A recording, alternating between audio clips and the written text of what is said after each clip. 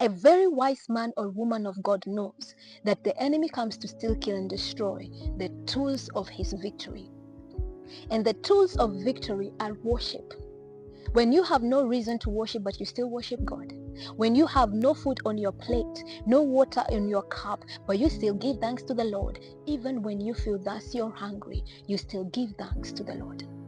This is a wise man or woman of faith that has understood that worship is the instrument of my victory. When you worship the Lord your God in spirit and in truth, it does not matter how many storms will knock over your house, because you have already succeeded. The enemy tries to give a narrative. This is why when you get sick, you feel like you're really dying. When you don't have food, you feel really hungry. When you are fasting, you feel like you have palpitations, because the enemy loves to be loud.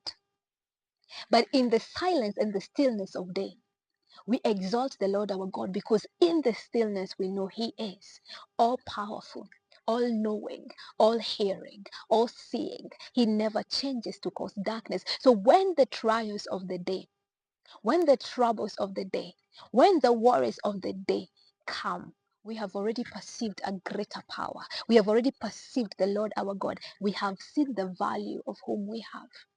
So when I preach, I don't preach about what you can attain, but whom you can attain. You can give somebody 500 shillings today, but tomorrow their troubles will still come back. But greater is the man or woman that gives Christ to you. Wiser is the friend that leads you to Christ, and wiser is the companion that goes on his knees to fight his wars, or goes on her knees to fight his wars, than those that fight with their mouth or their fists. Greater is the man who knows that my victory does not come from my willpower, but my victory comes from the Spirit of God. If I fellowship and I walk with God, then I have victory in all things. These are wise sayings that you can trust and you can put to the test. I always say, test the Lord your God and see that He is good, and testify truthfully. Give God the opportunity that God needs to show you that He is truly who we say He is. In fact, allow the Lord Jesus Christ to show you that He is a provider. Allow the Lord Jesus Christ to show you He is your husband.